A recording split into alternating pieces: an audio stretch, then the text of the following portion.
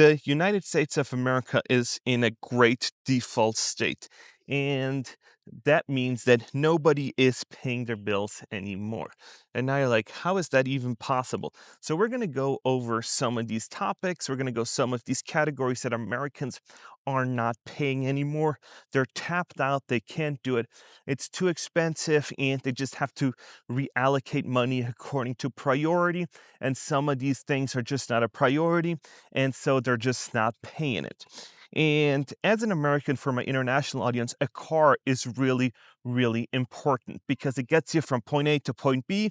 It gets you to the grocery store. It gets you to work and back, depending on where you live. If you live in Las Vegas, a car is almost a necessity because public transportation just isn't good. And now we knew that during 2022, 2023, and during that COVID era, that cars were like the new gold rush. If you were a car dealer, you just had to have an open sign up and you could have just sold any car for any price and there was just no tomorrow. It was like the liquid gold rush coming out of the faucet. You had a car, it got sold. It didn't matter what year, it didn't matter if it had accidents. Nope, it got sold for whatever price. And now these chickens are coming home to roost and we're seeing that it is not so glorious after all because these loans are very, very likely to be delinquent. And this is trouble for Carmax, for other people that work in the loan industry, the banking industry. And so let's watch this creator talk about what he's seeing and what they're doing about it and what is going on. Auto lending just flashed another major economic signal right here. We've been talking about this for the past couple weeks. There's been bankruptcies and all different kinds of things going on. Carmax down 46%. This new data right here, though, kind of ties it all together to let you know what's actually happening in that industry and what's happening in our economy right now. So let's break down the data. Above me right here, okay? There's two lines on this chart. The blue line is prime auto lending, okay? That's your good credit. That's your safer bets. The line above that, the kind of goldish orange line, that is subprime, okay? And we just broke the all-time record for loans that are more than 60 days past due. So you can see that before the time we're at right now, okay, there's three major heights on this chart where we've seen subprime auto lending hit close to these levels, but we've smashed all those records. March 2020, 2008, and the dot-com bubble, all right? We've broken all those levels now. We're above them, and we have other things like this coming out. I haven't even mentioned this, another thing in auto lenders going into bankruptcy after the multiple bankruptcies you've already had. Now, I'm not picking on the car industry. I work around that industry. I train dealerships in that industry. But this is just showing what's going on with the overall underlying economy. We know that we're in the middle of something popping, and it's very likely a recession. So be wise, be smart about it, and understand this isn't really the end of what we're going to see right here. It's probably going to get a little bit worse before it gets better. He's basically talking about that car delinquencies and people are not paying is skyrocketing. So let's look at how Carmax has been doing. So I pulled up the stock chart here, and from 1 year, it is down 43%. And why is it down 43%? You might ask. Well, Carmax increased its provision for credit loss by 26.3%. And what they're basically saying is that these loans that they've issued during 2022, 2023 are bad. They should have not given them out. And now they're like, ooh, we're going to see a lot of defaults. We're going to see a lot of delinquencies. And so they had to say that we're going to increase those numbers because people can't pay, and they're calling it the perfect storm. High interest rates and inflation, and all of a sudden you see that there's trouble in paradise when it comes to car lending. And so I remember during 2022, 2023, 2024, like I said, liquid gold rush, all of a sudden wasn't such a great time for car lenders because they should have kind of kept the faucet a little more tight than so lenient where they gave loans out to everybody. And now they're basically facing the repercussion. And now we're looking at, okay, we got car lending, and now we're looking at housing and utilities. We know that Americans need to live somewhere, and if you're not living in your car, you most likely have an apartment, you most likely have a house or a mobile home, and that requires electricity. And I was shocked to see how many Americans are behind on their electricity bill. Here we go. Americans are not paying bills such as utility, especially on energy, with over 20 million households been behind on payment as of mid-2025. absolutely crazy numbers when you're thinking about it. And we're going to watch a video here of another person basically coming in saying that 25% of people in the Washington area are struggling to pay their bills. They're sending out notices of disconnect. And the problem with that is that these people didn't have money to begin with. And so what you're going to do is you're going to tell them, we're just going to disconnect you because you don't have any money. So we're just going to turn off the lights and you figure it out on your own. And if you want to stay on top of trends like this, please give me a follow, give me a like, and that would really help out my channel. So let's watch this video of him basically explaining what is going on in his area. Nearly 1 in 4 residents in Washington, D.C. are behind on their utility debts. The mandatory reports by Pepco, our utility provider here in DC, came out recently for the month of August, and it showed that 24% of DC residents are behind on their bills to Pepco.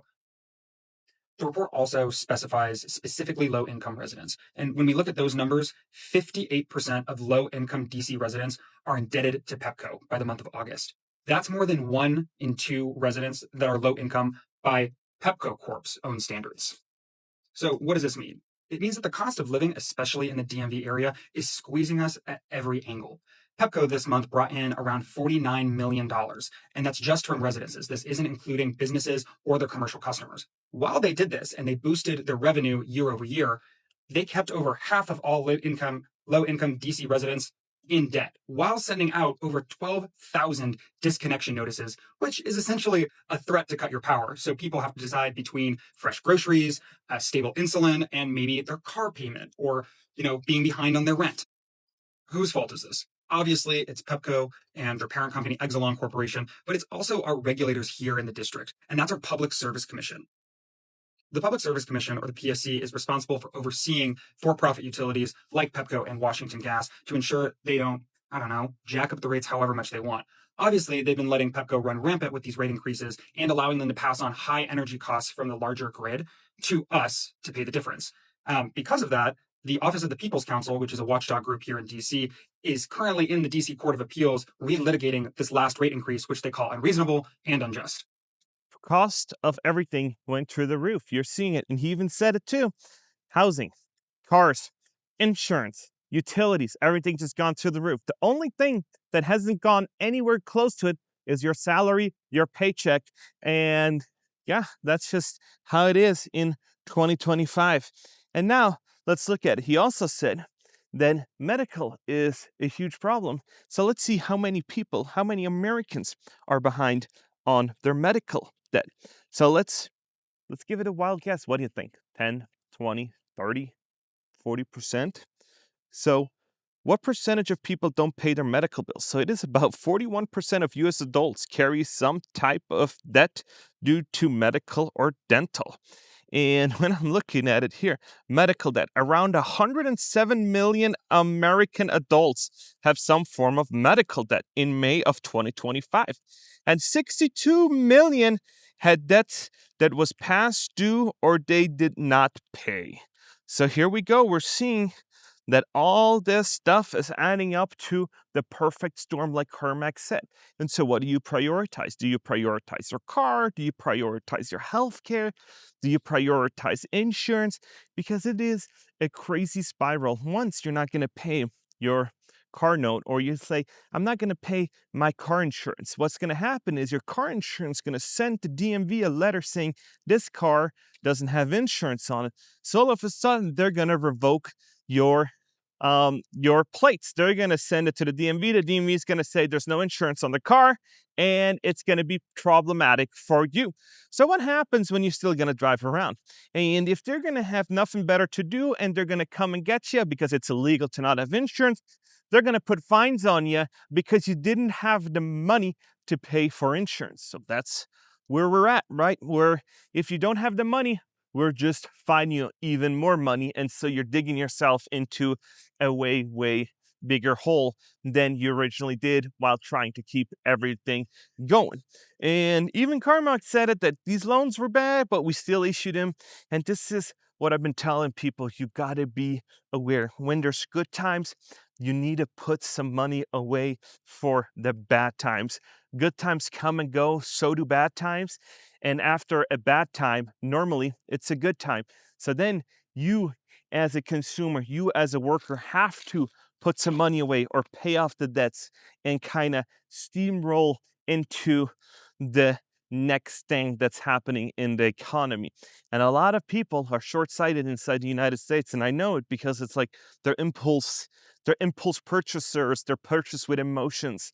And then you see that this wasn't such a good idea. And I don't understand your finances, only you do. And I hope you really do understand your finances and not just put your head in the sand and just be like, you know what, I'm not going to deal with it. And I'm just going to make the minimum credit card payments and just kind of keep living this life and hope that Congress or the government will bail me out. Because let's face it, they can't even get along with themselves, or that's at least what they're thinking or think that they want to tell us, or that's how they want to portray it to us.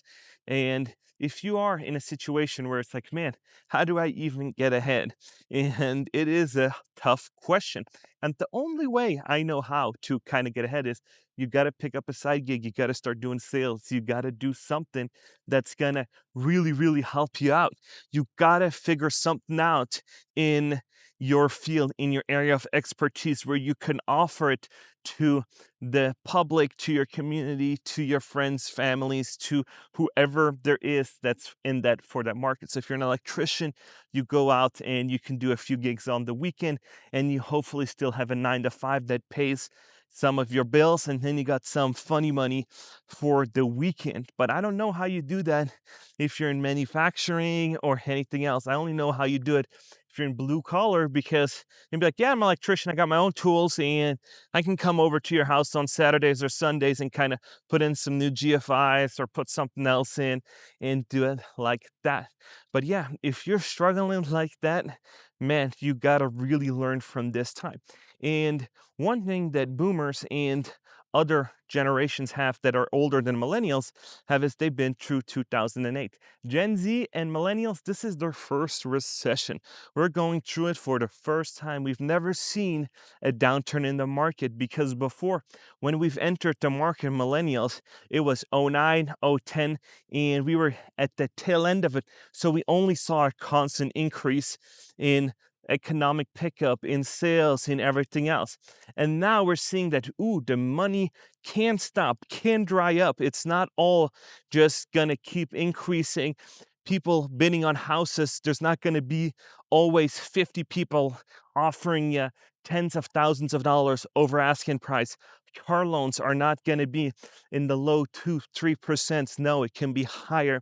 And all of a sudden you're like, ooh, this can really sting. And now you're seeing that all these chickens are coming home to roost. So recession indicators flashing. And this is what I've been telling my audience. This is what I've been telling people all across the globe. If your country is doing great, put some money away in a savings account or into some safe investments that you know that then is going to help you when some bad times come. And you can be like, you know what, now I can draw from some of these investments so I don't have to sell everything. Because the biggest problem is, if you're going to have to sell stuff during a recession, you're going to get pennies on the dollar. You will never ever get top dollar when you have to sell something. When you have the option to sell it when the market is perfect, when the market's great, houses, cars, whatever it is, and the market's great, you can get top dollars for your stuff. But when you are forced to sell, divorce, recession, something else, it's always, always a horrible time, and you're gonna lose money on it.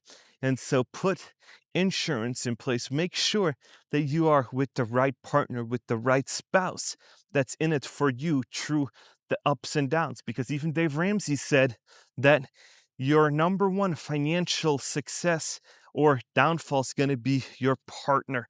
If you're going to have a partner that's not on the same book as you are when it comes to financial, comes to debt, everything, it's going to put a strain on your relationship, and it's not going to be good, especially when you're heading towards a recession and your lifestyle are different. So keep this in mind when you're going to tie the knot and you're looking at it like, man, is that person in it for me, or is that just something that I'm in it for fun or something else? Because during bad times, you will see it will put a strain on your relationship. And I've seen people now talking about retirement. They're thinking about retirement. And I'm going to show you another video here. It's going to be a little bit of a longer video because I think this video is so important to watch about these people that are about to go into retirement. So let's watch this video. We are living in a retirement nightmare right now with so many people facing homelessness. You know, when I grew up, seeing your parents, and then for me, working decades, you think retirement is a time of peace and quiet. You're rewarded for all your hard work. And for so many, it has become a complete nightmare.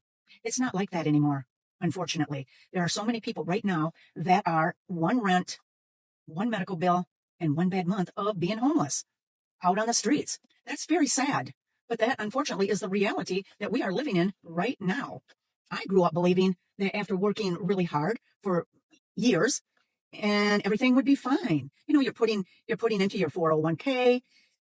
You know, if you're fortunate enough to have a 401k, I worked for only one company that had a 401k, so I really didn't have a whole lot in a 401k. I was fortunate enough to have a pension, not a large one by any means, but I just saved for my retirement. That's what I had to do. So that's what we're thinking, that everything was great. You know, a lot of people get that when you retire, people are taking all these beautiful vacations and they're walking through the sand on a beach with their margaritas. For the most part, most people aren't doing that. Most people wish they could do that, but most people are not doing that. And so many people right now are having a hard time with the housing costs, the groceries, the insurance. We're being taxed to death. So you're going to see people that are not always going to tell you how bad they're struggling. I get it. They're proud. I get that. They're embarrassed as to where they're at in life. They're going to feel like they failed. They didn't do enough to prepare themselves. I didn't always do enough to prepare myself. But you're going to find people sleeping in cars. You're going to find people staying with other family members or going from place to place. Can you imagine being in your 60s and 70s and you're not sure if you're going to have a home to go home to next month? I can't imagine that. I am very blessed that I have a home, and maybe I bought it at the right time. I don't know, but it's affordable. I feel thankful that I'm where I'm at, but I feel so bad for some of these people that are one rent away from losing everything. I get that. But I've never been in their shoes. So, but I don't want people to blame themselves because it's not your fault. The system isn't built to protect us in today's world. It's just not. It.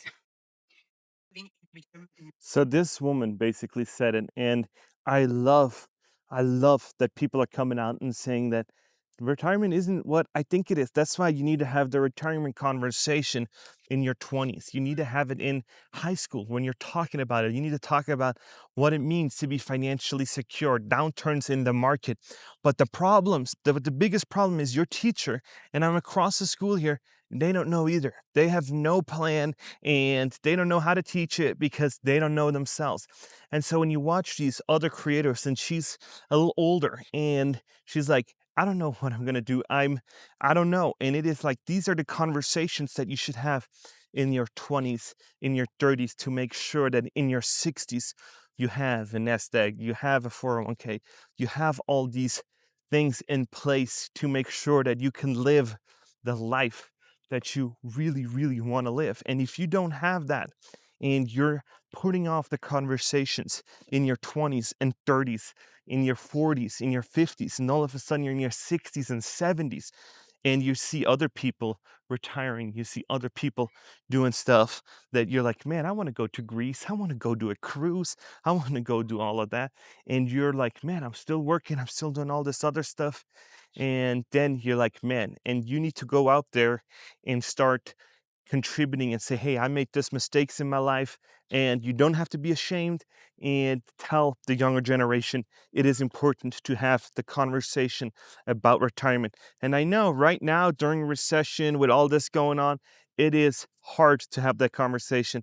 But trust me, if you can change a few people's lives, it's going to be a better world after a few generations. So yeah, let me know what you guys think about all this video. And if you agree, disagree, where the state of the economy is at. And I thank you so much for watching.